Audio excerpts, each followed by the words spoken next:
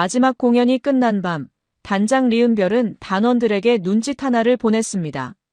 화장실에 간다는 핑계로, 옷을 갈아입는다는 핑계로 55명이 하나씩 자리를 떴고 아무도 뛰지 않았습니다. 골목을 꺾고 또 꺾어 걸어가던 그 밤, 저 멀리 불빛이 켜진 건물 하나가 보였습니다. 과연 그들이 걸어간 곳은 어디였을까요? 여러분의 구독과 좋아요가 이런 진실을 세상에 알리는 힘이 됩니다. 제 이름은 리은별입니다. 지금은 서울에서 살고 있지만 제 기억은 늘 평양으로 먼저 달려갑니다. 대동강이 흐르는 그 도시, 봄이면 버드나무가 늘어지고 가을이면 은행잎이 노랗게 물들던 그 거리. 저는 거기서 태어나고 자랐습니다. 여러분이 드라마에서 보시는 평양 말고 진짜 사람들이 살던 그 평양 이야기를 오늘 해드리려 합니다. 아버지는 공장 노동자였고 어머니는 인민학교 교원이었습니다. 넉넉하지는 않았어도 당시로선 그리 나쁘지 않은 형편이었어요. 어머니는 항상 단정하게 머리를 빗고 출근하셨는데 그 모습이 어린 제 눈엔 세상에서 제일 아름다운 사람처럼 보였습니다. 어머니가 퇴근하고 돌아오시면 저는 냄새부터 맡았어요. 분필 냄새, 교실 냄새. 그게 그렇게 좋았습니다. 제가 응원단에 선발된 건 19살 때였습니다. 지금으로 치면 대학교 1학년 나이지요. 당시 조직에서 외모와 체격을 보고 직접 선발해 갔는데 어느 날 담당 간부가 집으로 찾아와 어머니한테 말씀드리더군요. 따님이 공화국을 대표하는 영예로운 자리에 서게 됐습니다. 그 말 한마디에 어머니가 우셨습니다. 기쁨의 눈물이었어요. 손을 꼭 잡으시면서 은별아, 잘해야 한다. 나라가 너를 선택한 거야 라고 하셨지요. 저도 울었습니다. 그때 저는 진심으로 감격했어요. 이게 얼마나 대단한 일인지, 얼마나 큰 영광인지를 뼛속 깊이 믿고 있었으니까요. 북한에서 응원단은 단순한 치어리더가 아닙니다. 수령님의 얼굴 앞에 서는 사람들, 공화국의 위신을 전 세계에 보여주는 사람들이에요. 그 자리에 제가 선발됐다는 게 꿈만 같았습니다. 훈련은 혹독했습니다. 새벽 5시에 일어나 밤 10시까지 몸을 단련했어요. 동작 하나가 흐트러지면 처음부터 다시였습니다. 발이 부르트고 손바닥에 굳은 살이 박였지만 아프다는 말은 꺼낼 수가 없었어요. 옆에 있는 동료들도 다들 이를 악물고 버티고 있었으니까요. 우리는 서로 아무 말 안 해도 알았습니다. 여기서 포기하면 안 된다는 걸. 그렇게 몇 년이 흘렀습니다. 저는 어느새 단장 자리에 올랐어요. 55명의 단원들이 제 눈빛 하나에 맞춰 움직였습니다.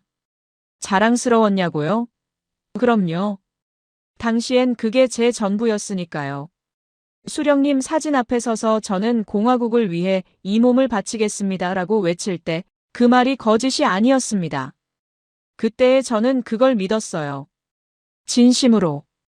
지금 이 이야기를 들으시는 여러분, 이상하게 들리실 수도 있어요. 어떻게 그런 걸 믿을 수 있냐고. 그런데 여러분도 아시잖아요. 태어난 곳에서 배운 것들, 어릴 때부터 들어온 말들이 얼마나 깊이 박히는지.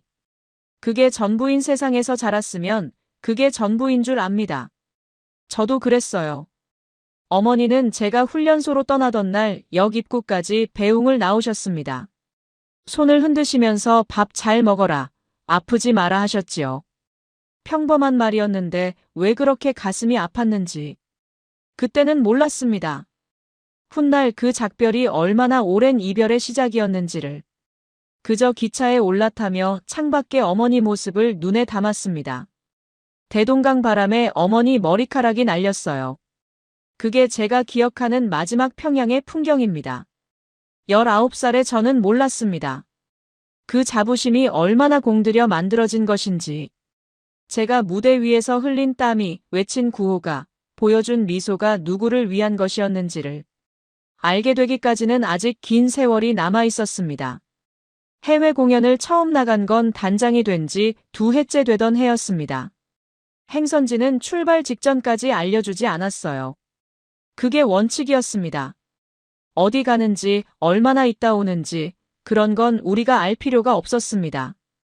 그냥 짐을 싸고 지정된 시간에 버스에 타면 됐어요. 단원들도 군말 없이 따랐고 저도 마찬가지였습니다. 비행기를 탄 건 그때가 처음이었어요.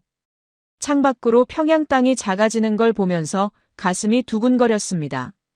설레기도 했고 무섭기도 했어요. 보위부 감시원 2명이 항상 우리 곁에 붙어 있었는데 그 사람들 눈빛이 어찌나 날카로운지 괜히 숨이 작아지는 기분이었습니다. 화장실을 가도 보고 밥을 먹어도 보고 우리는 농담 삼아 저 사람들은 잠도 눈 뜨고 자겠다고 했지요. 물론 들리지 않을 때만. 공연지는 동남아시아였습니다. 나라 이름은 지금도 함부로 말하기가 조심스러워요. 공항에 내리는데 더운 바람이 훅 끼쳐왔습니다. 평양과는 공기 냄새부터 달랐어요. 야자수가 늘어선 거리, 형형색색의 간판들, 오토바이가 물결처럼 흐르는 도로. 차창 밖으로 스쳐 지나가는 풍경들이 낯설고 신기했습니다. 숙소는 시내 중심의 호텔이었어요. 방에 들어서는데 침대가 어찌나 푹신한지 저도 모르게 어머 소리가 났습니다. 창문을 열었더니 아래로 환한 거리가 보였어요. 밤인데도 대낮처럼 밝았습니다. 식당이며 가게들이 불을 환히 켜놓고 사람들이 웃으며 돌아다니고 있었어요. 저는 한참을 그 창가에 서 있었습니다.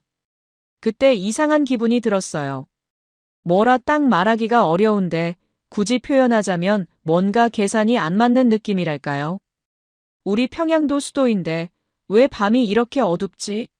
우리 인민들은 왜 저 사람들처럼 저렇게 밝은 데서 걸어다니지 못하지? 물론 그 생각을 입 밖에 내지는 않았습니다. 그런 생각 자체가 위험하다는 걸 몸으로 알고 있었으니까요. 얼른 창문을 닫고 돌아섰습니다. 공연은 사흘간 이어졌어요. 무대에 오르면 저는 다른 사람이 됐습니다. 환하게 웃고 힘차게 팔을 들고 목청껏 노래했어요. 관중들이 박수를 치면 가슴이 뜨거워지기도 했습니다. 그런데 이상하게 막이 내리고 조명이 꺼지면 그 뜨거움이 금세 식어버렸어요. 무대 뒤 좁은 공간에서 단원들과 옹기종기 앉아있으면 방금 전까지 그렇게 뜨겁게 웃던 제가 어색하게 느껴졌습니다. 이틀째 밤이었어요. 옆방 단원인 오키가 제 방으로 살며시 왔습니다. 감시원 눈을 피해서요. 아무 말도 안 하고 제 옆에 앉더니 창밖을 한참 내다보더군요. 그러고는 아주 작은 목소리로 그랬습니다. 언니, 저 사람들은 뭐가 달라서 저렇게 사는 걸까요? 저는 대답을 못했어요. 못한 게 아니라 안 한 겁니다. 그 말에 대답을 했다가는 제 안에서 뭔가 무너질 것 같았거든요. 그날 밤 저는 오래 잠을 못 잤습니다. 천장을 보면서 별별 생각이 다 들었어요. 나는 지금까지 무엇을 위해 새벽부터 일어나 뛰었나? 누구를 위해 그 많은 날을 웃었나? 발이 부르트도록 연습하고 목이 쉬도록 노래하고 추운 날에도 얇은 의상을 입고 무대에 섰던 그 세월이 무대 아래 앉아서 박수치는 저 낯선 나라 사람들을 위한 것이었나? 아니면 평양의 누군가를 위한 것이었나? 답을 찾지 못한 채 날이 밝았습니다. 저는 또 단장으로서 단원들 앞에 섰어요. 오늘도 최선을 다합시다. 공화국의 이름을 빛냅시다. 그 말을 하면서 제 귀에 제 목소리가 낯설게 들렸습니다. 15회를 해온 말인데 그날따라 그게 참 공허하게 울렸어요. 마치 외운 대사를 읽는 배우처럼. 저는 그때 처음으로 생각했습니다. 나는 지금 무대 위의 인형이 아닐까. 웃으라면 웃고 뛰라면 뛰고 울라면 우는. 그 생각이 한번 들고 나니 다시는 전처럼 될 수가 없었어요. 균열이라는 게 그런 겁니다. 아주 가는 금 하나가 생기면 시간이 갈수록 조금씩 벌어져서 결국 걷잡을 수 없게 되지요. 공연 사흘째 밤이었습니다. 저는 단원들 인원을 점검하다가 한 명이 없다는 걸 알아챘어요. 23살 정명희. 악기 담당 단원이었는데 저녁 식사 자리에 나타나지 않았습니다. 처음엔 몸이 안 좋은가 싶었어요. 더운 나라라 단원 몇이 배탈이 나기도 했거든요. 방을 두드렸는데 대답이 없었습니다. 문이 잠겨 있었어요. 감시원한테 보고했더니 표정 하나 변하지 않았습니다. 알겠습니다라고 짧게 대답하고는 어디론가 전화를 했어요. 그게 전부였습니다. 그날 밤 명희는 돌아오지 않았고 다음 날 아침에도 보이지 않았어요. 다른 단원들도 눈치를 챘지만 아무도 묻지 않았습니다. 물으면 안 된다는 걸 다들 알고 있었으니까요. 이틀 뒤 명희가 돌아왔습니다. 얼굴이 반쪽이 돼 있었어요. 눈이 퉁퉁 부어 있었고 입술이 바짝 말라 있었습니다. 저는 잠깐 둘이 있는 틈을 타 작은 소리로 물었어요. 명희야, 괜찮아? 그 아이가 고개를 들어 저를 봤는데 그 눈빛을 저는 지금도 잊지 못합니다. 무섭다거나 슬프다거나 그런 단순한 감정이 아니었어요. 그냥 텅 빈 눈이었습니다. 뭔가를 통째로 꺼내간 사람의 눈.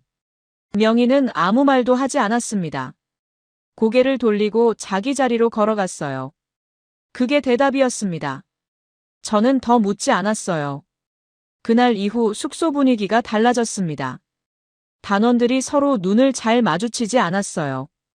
밥을 먹어도 조용하고 이동할 때도 말이 없었습니다.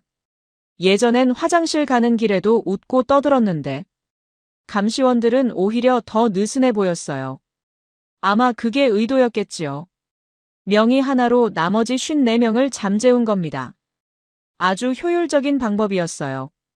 저는 단장으로서 단원들을 추슬러야 했습니다. 마지막 공연을 앞두고 연습을 이끌었어요.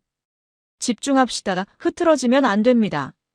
그 말을 하면서 속이 뒤집어지는 것 같았습니다. 집중? 지금 명희가 적골이 됐는데 무슨 집중이냐고. 하지만 저는 단장이었고 단장은 흔들리는 모습을 보이면 안 됐습니다. 무대에 서면 웃어야 했습니다. 관중들은 몰랐겠지요.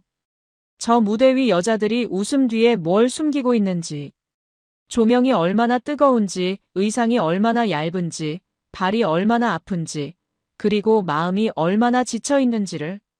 저는 그날 처음으로 무대 위에서 진짜 울고 싶었습니다. 물론 울지 않았어요. 웃었습니다. 환하게. 그날 밤 저는 혼자 방에 앉아 지난 15회를 돌아봤습니다. 19살에 시작해서 34이 된 지금까지. 새벽마다 일어나 몸을 갈았던 훈련들, 추운 겨울 야외 공연에서 얼어가며 웃던 날들, 무릎이 나가도 내색 못하고 버텼던 시간들. 그게 다 뭐였나 싶었어요. 체제를 위한 것이었나, 수령을 위한 것이었나. 아니면 그냥 선택지가 없어서였나. 어머니가 떠올랐습니다. 제가 선발되던 날 우시던 어머니. 나라가 너를 선택한 거야 라고 하시던 그 말씀. 어머니는 진심으로 기뻐하셨겠지요. 딸이 좋은 데 간다고. 그런데 어머니, 저 잘 간 게 맞나요? 저 지금 여기서 제대로 살고 있는 게 맞나요? 답이 없는 질문을 붙잡고 앉아 있는데 복도에서 발소리가 났습니다.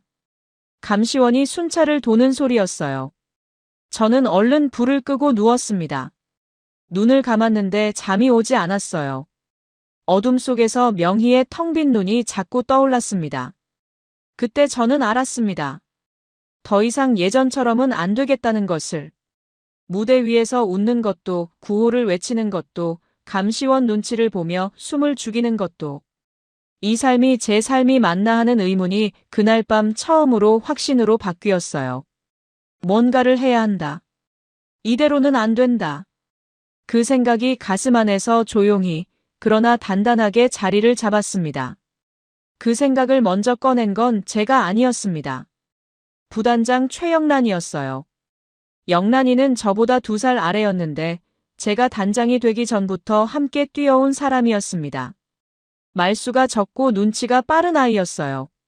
무대 위에서도 무대 뒤에서도 항상 제 옆에 있었습니다. 그 사람이 어느 날 밤 제 방문을 두드렸어요. 감시원 순찰 시간을 알고 있었습니다. 11시 순찰이 끝나고 다음 순찰까지 1시간 반 정도 공백이 있었거든요. 영란이는 그 틈을 노려 들어왔어요. 방에 들어오자마자 불도 안 켜고 제 귀에 바짝 붙어서 속삭였습니다. 언니, 나 혼자가 아니야. 몇 명이 같은 생각이야. 저는 심장이 쿵 내려앉는 걸 느꼈어요. 무슨 말인지 단번에 알아들었습니다. 솔직히 말씀드리면 그 순간 제일 먼저 든 생각은 두려움이었습니다. 이게 함정이면 어떡하나. 영란이가 보이부 심어놓은 사람이면 어떡하나. 그 생각이 먼저 들었어요. 그게 북한에서 살아온 사람의 본능이에요. 믿고 싶어도 먼저 의심하게 돼 있습니다. 심지어 15년을 함께한 동료도. 하지만 영란이 눈을 봤습니다. 어둠 속에서도 그 눈빛이 보였어요. 떨고 있었습니다. 이건 함정이 아니었어요. 이 사람도 저처럼 무서운 겁니다. 저는 천천히 고개를 끄덕였어요. 그날 이후 며칠에 걸쳐 조금씩 윤곽이 드러났습니다. 영란이를 중심으로 이미 12명이 뜻을 모아놓은 상태였어요. 공연이 끝나기 전에 움직여야 한다. 귀국하면 기회가 없다. 여기서 해야 한다. 그 말들이 조각조각 제 귀에 들어왔습니다. 그리고 한 가지 더. 한국 대사관과 이미 접촉이 됐다는 것이었어요. 접촉을 한 건 공연준비팀 소속 한 단원이었습니다. 공연 사전 답사차 먼저 현지에 내려와 있던 사람인데 그때 한국 대사관 직원과 우연히 마주쳤다고 했어요. 처음엔 그냥 지나쳤는데 그 직원이 쪽지를 건넸다고 했습니다. 아주 작은 종이에 전화번호 하나만 적혀 있었다고요. 그 쪽지를 버리지 못하고 숨겨뒀다가 공연단이 도착하고 나서 영란이한테 건넸다는 거였어요. 저는 단장이었습니다. 55명의 책임자였어요.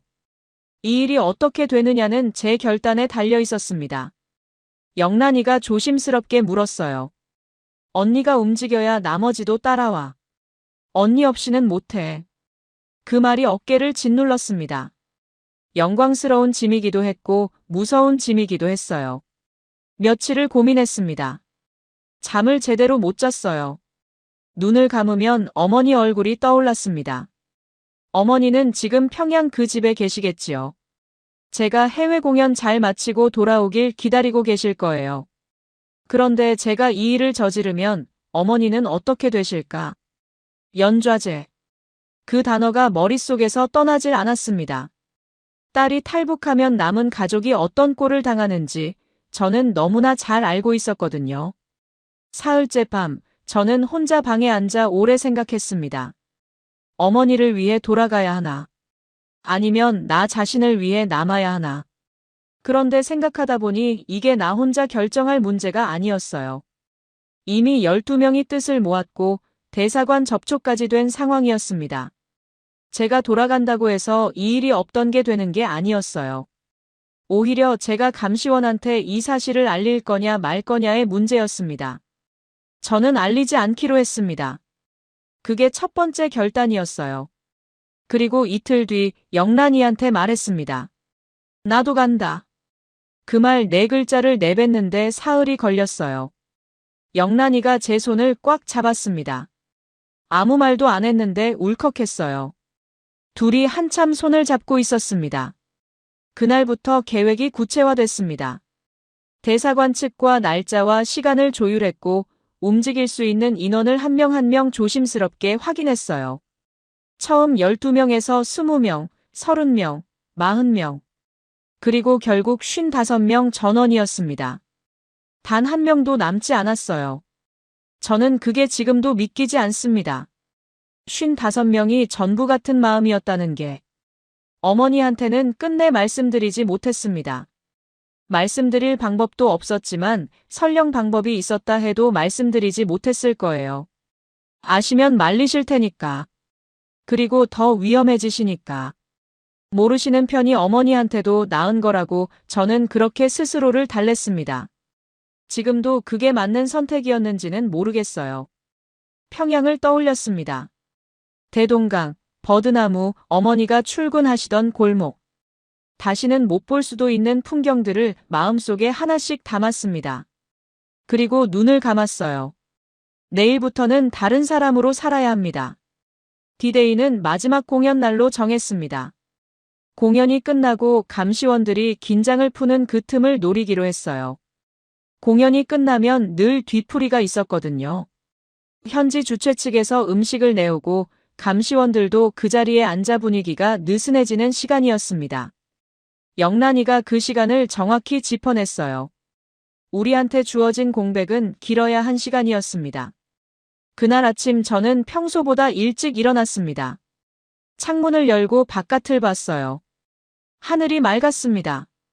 이상하게 마음이 고요했어요. 무섭지 않냐고요? 무서웠습니다. 그런데 그 무서움이 이상하게 차분한 무서움이었어요. 벼랑 끝에 서 있는 사람이 더 이상 내려다보지 않는 것처럼. 이미 결심이 선 사람의 고요함이랄까요? 단원들 얼굴을 하나씩 봤습니다. 아침 식사 자리에서 다들 평소와 다름없이 밥을 먹었어요.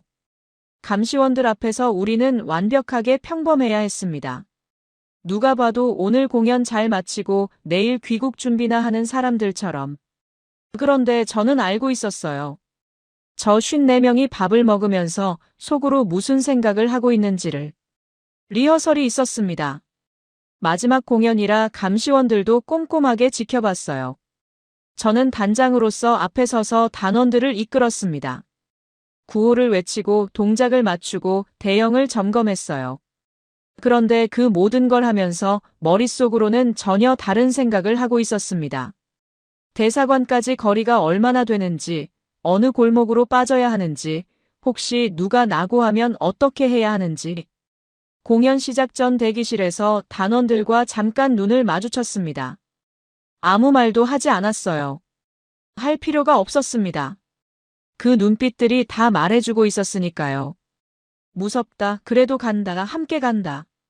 23살 명희도 거기 있었어요.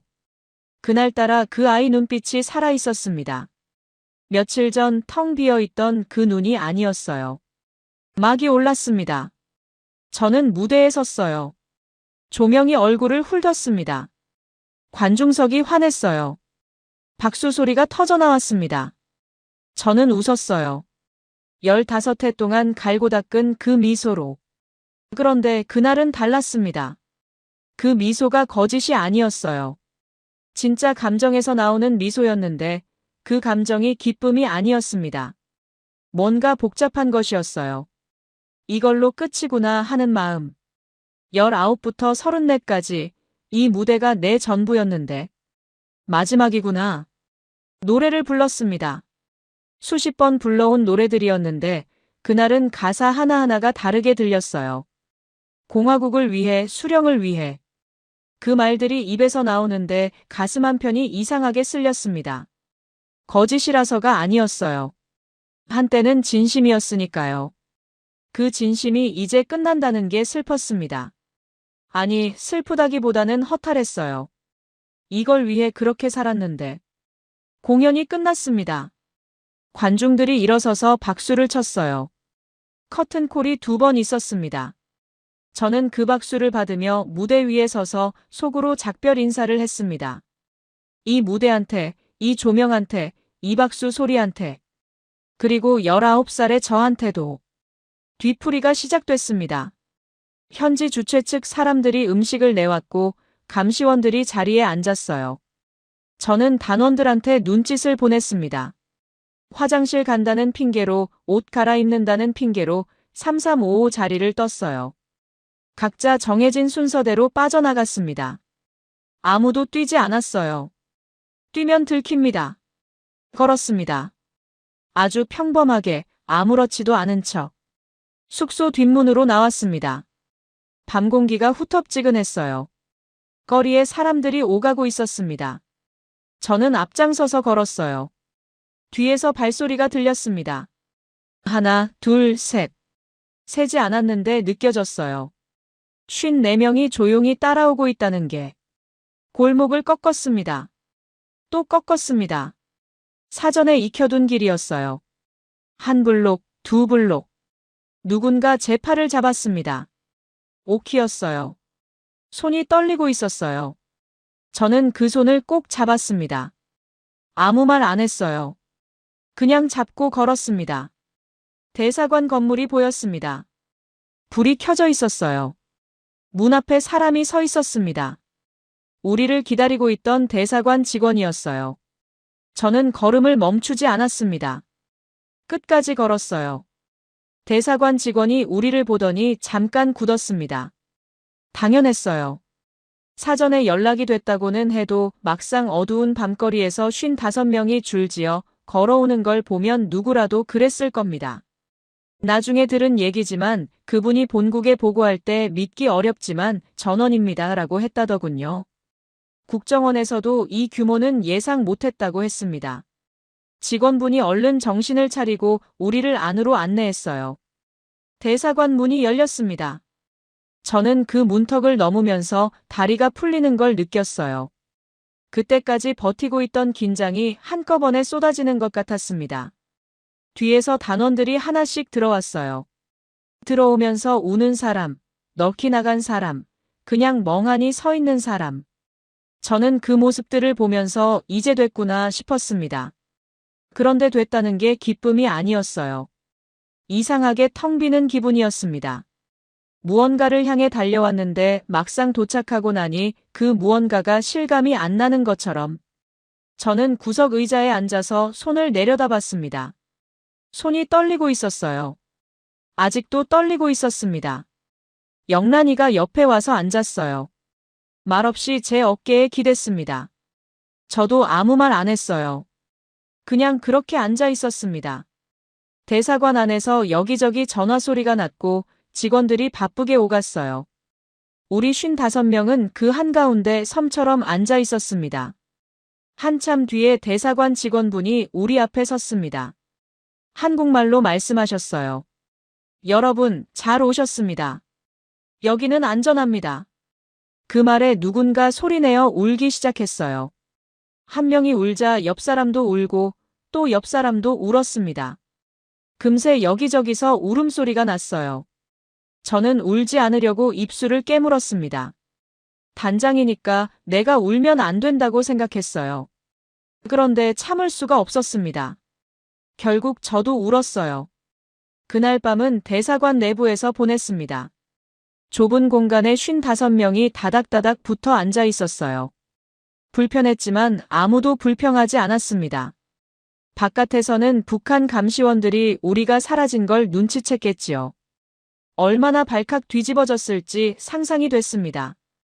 대사관 측 직원분이 외부 상황을 살피면서 우리한테는 조용히 있으라고 했어요. 창문 가까이 가지 말라고도 했습니다.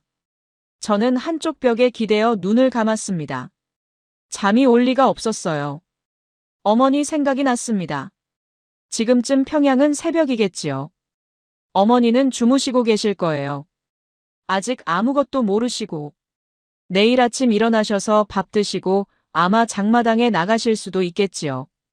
그 평범한 하루를 보내고 계실 어머니한테 저는 지금 이 먼 나라 대사관 바닥에 앉아 있습니다. 죄송하다는 말이 목구멍까지 올라왔습니다. 어머니한테 딸이 이런 짓을 저질렀다고. 그런데 그 죄송함 뒤에 다른 감정도 있었어요. 살고 싶었다는 것. 제대로 살고 싶었다는 것. 그게 잘못인가요? 어머니, 딸이 제대로 살고 싶었습니다.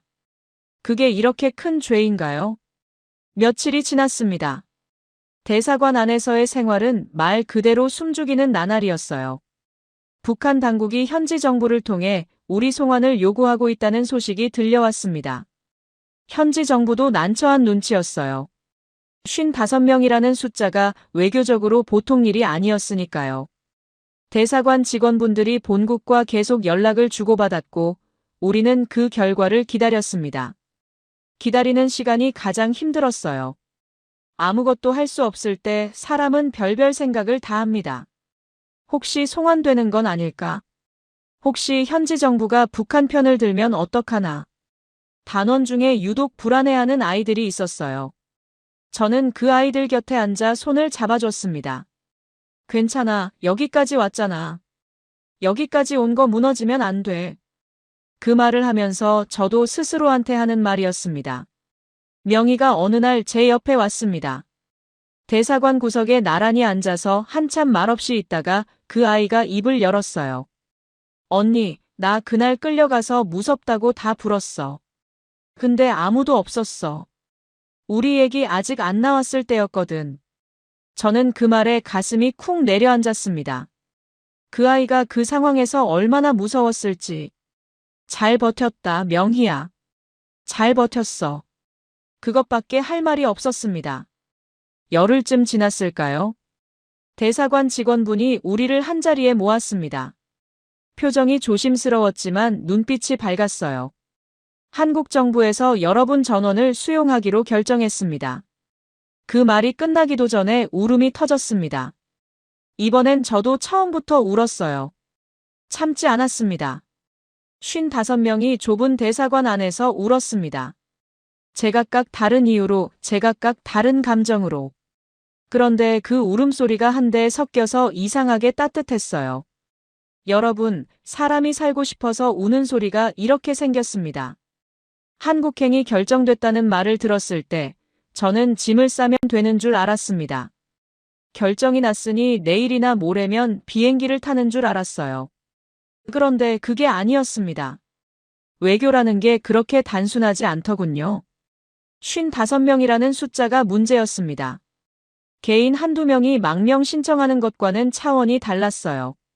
현지 정부, 한국 정부, 그리고 북한 당국까지 얽히고 설킨 실타래를 하나씩 풀어야 했습니다. 기다림이 시작됐습니다. 일주일이 지나고 한 달이 지났어요.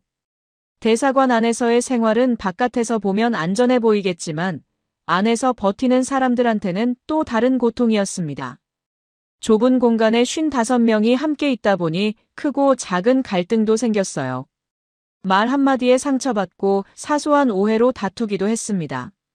극도로 불안한 상황에서 사람들이 예민해지는 건 당연한 일이었어요. 저는 단장으로서 그 사이를 중재하고 달래야 했습니다. 솔직히 가장 힘든 시간이었어요. 탈북 그 순간보다도 북한 당국이 가만히 있지 않았습니다. 현지 정부를 통해 압박을 넣는다는 소식이 들려왔어요. 55명을 즉각 송환하라. 이건 납치다. 한국이 공작을 벌인 거다. 그런 말들이 들려왔습니다. 대사관 직원분들이 그때마다 우리를 안심시켜 주셨지만 속으로는 불안했어요. 현지 정부가 흔들리면 어떡하나. 외교적 압력에 못 이겨 우리를 내보내면 어떡하나. 그 불안이 가장 심하게 왔던 날이 있습니다.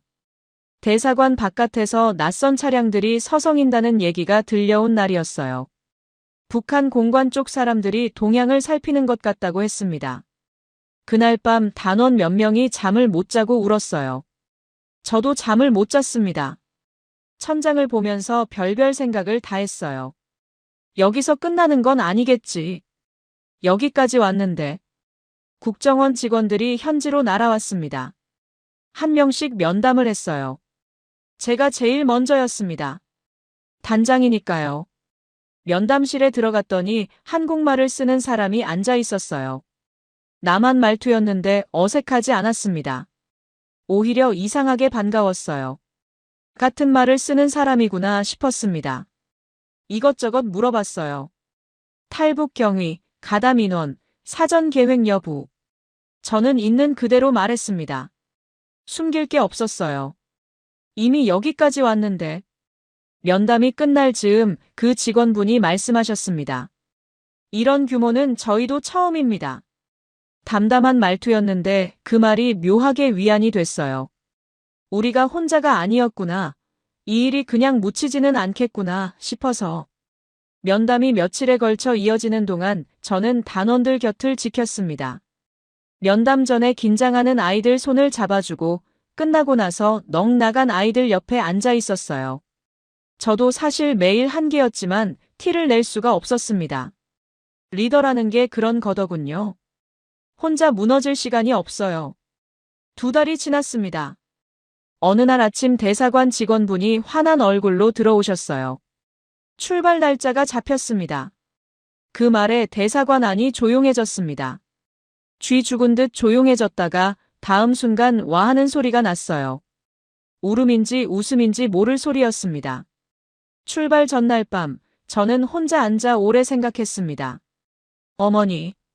지금쯤 어머니는 아시겠지요. 딸이 돌아오지 않는다는 걸. 북한 당국에서 연좌제를 들이밀었을 수도 있고 동네 사람들 눈총을 받고 계실 수도 있어요. 그 생각을 하면 가슴이 무너졌습니다. 제가 자유를 얻는 대신 어머니가 치러야 할 대가가 얼마나 클지. 그게 제일 무거운 짐이었어요. 그런데 이상한 건 그 무거움을 안고도 내일 비행기를 탈 거라는 사실이었습니다. 어머니한테 미안하면서도 가야 한다는 걸 알고 있었어요. 그게 모순이지요. 사랑하는 사람한테 상처를 주면서도 가야만 하는 길. 어떤 말로도 설명이 안 되는 감정이었습니다. 창밖을 봤어요. 낯선 나라의 밤하늘이었습니다. 별이 몇 개 보였어요. 평양 하늘에도 저 별이 뜨겠지. 어머니도 저 별을 보고 계실까? 그 같은 하늘 아래 있다는 게 그나마 위안이었습니다. 눈물이 났어요. 소리 없이 오래 울었습니다. 내일 비행기를 타기 전에 여기서 다 울어야 했습니다. 한국에 가면 울 틈이 없을 것 같았거든요. 새로 시작해야 하니까. 인천공항에 내렸습니다. 비행기 문이 열리고 트랩을 내려가는데 발이 잘 떼어지지 않았어요. 이게 한국 땅이구나. 이게 내가 그토록 가고 싶었던 곳이구나. 근데 이상하게 실감이 안 났습니다. 꿈인지 생시인지 모를 그 느낌. 트랩 아래서 직원분들이 기다리고 있었어요. 환영한다고 하셨는데 그 말이 귀에 잘 안 들어왔습니다. 그냥 걸었어요. 한 발 한 발. 공항 안으로 들어오는데 광고판이 눈에 들어왔습니다. 형형색색의 커다란 광고들이었어요. 음식, 화장품, 자동차. 저는 그 앞에서 멈칫했습니다. 북한에도 선전 그림이 있긴 한데 그건 수령님 얼굴이나 구호 문구들이잖아요. 이렇게 먹을 것, 입을 것을 저렇게 크게 내걸어 놓은 건 처음 봤습니다. 단원들도 다들 두리번거렸어요. 누군가 작은 소리로 저거 다 파는 거야? 하고 물었습니다. 웃음이 나왔어요. 슬픈 웃음이었습니다. 하나원에 들어갔습니다. 탈북자들이 한국 생활에 적응하도록 돕는 곳이라고 했어요. 거기서 몇 달을 지냈습니다. 처음엔 모든 게 낯설었어요. 말이 같은데 다른 말 같았습니다. 남한 사람들이 쓰는 단어들이 귀에 잘 안 들어왔어요. 우리로 치면 외래어 같은 말들이 너무 많았습니다. 텔레비전을 켰더니 광고가 나왔는데 처음엔 그게 광고인지 뉴스인지도 몰랐어요. 그만큼 달랐습니다. 밥이 제일 먼저 충격이었어요. 식당에 가면 반찬이 여러 가지 나왔습니다. 그냥 식당인데도요. 북한에서 그 정도 상차림은 명절 때나 봤습니다. 쌀밥이 흰데 이렇게 맵기 나오는 게 처음엔 어색했어요. 남기면 안 된다는 생각에 억지로 다 먹기도 했습니다. 어릴 때부터 밥 한 톨도 남기면 안 된다고 배워왔으니까요. 옆에 있던 하나원 선생님이 남겨도 된다고 하셨는데 그 말이 이상하게 허전하게 들렸어요. 편의점을 처음 간 날이 기억납니다. 하나원 외출 시간에 단원 몇 명이랑 같이 갔어요. 문이 열리는데 불이 환했습니다. 진열대마다 물건이 빼곡했어요. 과자며 음료며 도시락이며. 저는 그 앞에 서서 한참을 움직이지 못했습니다. 여러분도 아시잖아요. 너무 많으면 오히려 뭘 골라야 할지 모른다는 거. 저는 결국 아무것도 못 사고 나왔습니다. 단원 하나가 언니 왜 그냥 나와 하고 물었는데 뭐라 대답을 못했어요. 말투 때문에 상처받은 날도 있었습니다. 하나원 밖에 나가면 사람들이 저한테 어디서 왔냐고 물었어요. 말투가 다르니까 금방 티가 났거든요. 솔직하게 북한에서 왔다고 하면 표정이 달라지는 사람들이 있었습니다. 신기하다는 표정, 어색하다는 표정. 그게 나쁜 의도가 아닌 줄 알면서도 마음이 움츠러들었어요. 같은 민족인데 왜 이렇게 낯설어 해야 하나 싶었습니다. 그래도 좋은 분들이 많았어요. 하나원 선생님들이 정말 잘 챙겨주셨고 자원봉사로 오신 어르신들이 말동무가 돼주셨습니다. 어떤 할머니 한 분이 제 손을 잡으시면서 고생 많았다. 이제 잘 살아야지 하셨는데 그 말에 눈물이 핑 돌았어요. 그 할머니 손이 어머니 손 같았습니다. 거칠고 따뜻한 손. 서울에 정착하고 나서 처음으로 혼자 버스를 탔습니다. 교통카드를 찍고 올라타는데 버스 안이 조용했어요. 다들 각자 휴대전화를 보고 있었습니다. 북한에서는 버스 안에서 사람들이 웅성웅성 얘기를 나눴거든요. 이 조용함이 처음엔 냉랭하게 느껴졌는데 나중엔 이게 각자의 자유구나 싶었어요. 누가 뭘 보든 뭘 하든 신경 안 쓰는 것. 그게 자유더라고요. 밤에 혼자 있으면 어머니가 생각났습니다. 매일 생각났어요. 지금도 그렇습니다. 어머니가 어떻게 지내시는지, 건강하신지, 밥은 드시는지. 연락할 방법이 없었어요. 있다 해도 위험했습니다. 그냥 안녕하시길 빌 수밖에 없었어요. 매일 밤 그렇게 빌었습니다. 청춘이 아깝다는 생각도 들었습니다. 솔직히 말씀드리면 19부터 34까지 그 시절을 무대 위에서 보냈어요. 진심으로 믿었던 것들이 거짓이었다는 걸 알고 났을 때 그 세월이 억울하지 않다고 하면 거짓말이 됩니다. 아깝습니다. 그 청춘이. 그런데 동시에 그런 생각도 들어요. 그 시간들이 있었기에 지금의 제가 있다고. 아프게 살아온 사람이 자유의 무게를 더 잘 안다고. 지금 저는 서울에서 삽니다. 작은 일을 하고 밥을 먹고 잠을 잡니다. 평범한 하루들이에요. 그런데 그 평범함이 얼마나 대단한 건지 저는 압니다. 아무 눈치 보지 않고 밥을 먹는 것, 보고 싶은 걸 보는 것, 하고 싶은 말을 하는 것. 그게 자유입니다. 거창한 게 아니에요.